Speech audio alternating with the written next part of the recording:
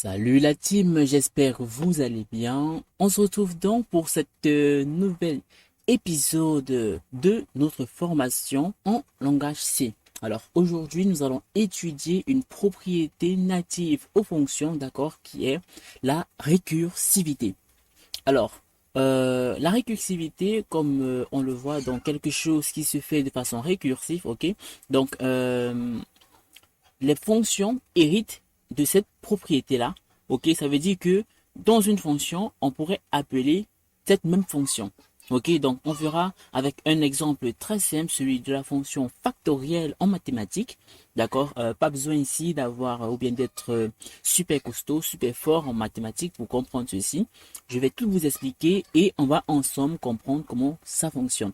Ok, donc la récursivité est cette propriété qu'a une fonction à s'appeler elle-même. Ok, du coup, pour éviter d'avoir des boucles infinies, alors on va faire des conditions, ok, pour stopper net la fonction. Ok, donc on va prendre un exemple. Je vais appeler ici une fonction que je vais appeler récursive. Ok, donc ça va prendre aucun paramètre. Et du coup, la seule chose qui sera faite dans cette fonction, ok, c'est un appel à printf et on va afficher le message hello, ok, avec un retour à la ligne. Et là, on va encore appeler la fonction récursive, comme ceci. Ok, donc si à ce niveau, on appelle récursive, ok, pardon, et que l'on compile et exécute, on voit le message hello qui en fait se lance de façon indéfinie et cela pourrait carrément poser un bug à notre programme. Ok, donc pour éviter ce genre de choses, alors on va tout simplement ici définir une certaine condition d'arrêt. Alors, pour notre fonction récursive, ce qu'on pourra faire, par exemple, c'est de dire que on va appeler récursive un certain nombre de fois. Ok, donc, du coup, on pourra avoir un entier A ici, d'accord, et on va tester donc la valeur de cet entier A pour dire, par exemple, que si A vaut 0, ok, alors on n'appelle pas la fonction récursive, tout simplement. Donc, du coup, on pourra faire ici if, voilà, A différent de 0, ou bien A égal 0, ok, on va faire un return vide. Du coup, on quitte la fonction. Ok, donc, si A vaut nul, alors on quitte la fonction et c'est tout. Et du coup, à ce moment-là, qu'est-ce qu'on pourra faire ici? C'est appeler printf, ok, et puis faire un A de un récursif, d'accord, de A moins 1. Moins 1 parce que à chaque tour de boucle, on doit décrémenter la valeur de A pour limiter en fait le nombre de fois que ceci doit être appelé. Du coup, si on fait un récursif de 5, ok, on enregistre, on compile et on exécute, on a donc le message hello qui est appelé exactement 5 fois. Ok, donc je réexplique. La fonction récursive prend notre paramètre, d'accord, qui est A, ok, qui sera en fait le nombre de fois où l'on va appeler cette fonction. Ok, l'instruction return va nous servir ici, vous voyez, j'ai mis un return avec un point virgule, donc j'ai pas spécifié une valeur. Donc l'instruction return va tout simplement nous permettre, voilà, donc de d'arrêter, d'accord, net la fonction lorsque A sera égal à 0. Du coup, on n'a pas prévu un cas else ici. Donc, automatiquement, celui-ci sera un cas else, d'accord. Donc, si A est différent de 0, alors cette condition, cette action ne sera pas effectuée. Du coup, on va afficher à nouveau le message printf, ok. Et à chaque fois, on appelle récursif avec la valeur A moins 1. Si on mettait A à nouveau, alors ça devait encore poser problème. Et là, on devait avoir toujours une boucle infinie. Ok.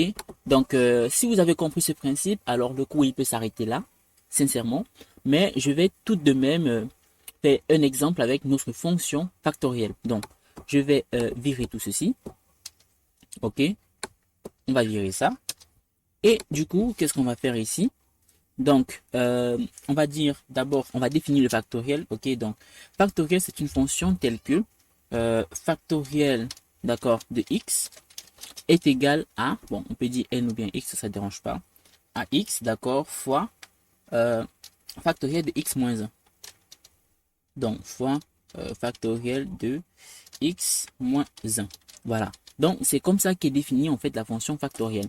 Et puis, on sait que si notre x vaut 0, alors factoriel est égal à 1. Ok, donc je vais mettre comme ceci.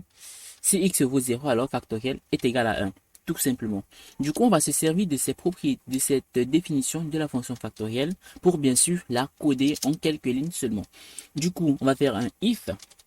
Ok, donc if, oh, pardon, je m'emballe un peu. Du coup, on va faire un int. Ok, donc factoriel. Sachez que factoriel, pour ceux qui n'ont pas fait cela en mathématiques, factoriel est une fonction mathématique qui s'attaque uniquement aux entiers. Ok, donc du coup, on pourra spécifier ici qu'on veut une valeur non nulle. Donc avec une sign int que je vais appeler n. Ok, donc on va définir son corps et là on va dire que if, ok, donc n égale 0. Ok, on va faire un return de 1. D'accord, on n'a pas besoin de spécifier le second cas else ici, mais bon, si vous le voulez, alors on peut le mettre. Ok, donc dans le cas contraire, on va renvoyer, ok, n fois factoriel de n moins 1. Ok, comme ceci. Du coup, si à ce niveau, on met un int x qui est égal à factoriel de 5, ok, donc on va prendre factoriel de 2 pour un moment, pour un début. Voilà, factoriel de 2, et que l'on fait un printf de cette valeur, ok, donc pourcentage d, voilà, on compile et on exécute, on a 2. En fait, donc, on s'attend à ce que le factoriel de 2 nous renvoie donc l'expression 2, ok, fois 1 fois factoriel de 0, ok, qui est 1. Tout simplement. Du coup, si on avait spécifié à ce niveau 3, on aura donc 3, ok, fois 2 fois 1, et ça devrait donner 6. Ok, donc on peut compiler et exécuter. On a bien 6. De même, si on le prend à 5, ok, on s'attend à avoir la valeur 120. On compile et on exécute, on a bien 120.